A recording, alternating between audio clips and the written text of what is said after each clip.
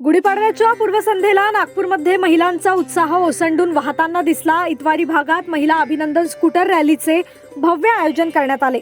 नववर्ष स्वागत समिती आणि रोकडे ज्वेलर्स यांच्या संयुक्त विद्यमानं आयोजित ही रॅली यंदा 18व्या वर्षात पदार्पण करते आहे। आग्याराम मंदिरातून सुरू झालेली ही रॅली शहरातील प्रमुख मार्गावरून मार्गक्रमण करत पोद्दारेश्वर राम मंदिर येथे समारोपाला पोहोचली। रॅली दरम्यान विविध स्पर्धा, आकर्षक वेशभूषा, गुढी सजावट आणि लाठीकाठी प्रात्यक्षिकांनी कार्यक्रमात रंगत आणली।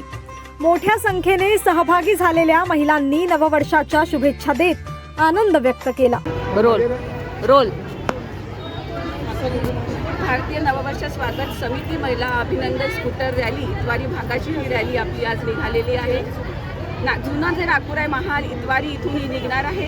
आगाराम मंदिर ते पोद्दारेश्वर राम मंदिर पर्यंत ही रॅली आपलं भ्रमण करणार आहे आणि या दरम्यान आम्ही फक्त गुढीपाडव्याच्या हार्दिक शुभेच्छा देणार आहोत आणि या माध्यमातून आपलं पंचांग, आपल्या तिथी आणि आमचं असं आवाहन आहे की आपल्या मुलांचे वाढदिवस हे आपल्या ज्या तिथी आहे पंचांगाप्रमाणे आपण साजरे करावे, असं आवाहन आम्ही आजच्या दिवशी समस्त मातृशक्तीला करत आहोत। किती महिला सहभागी होणार आणि काय विशेष असणार आहे?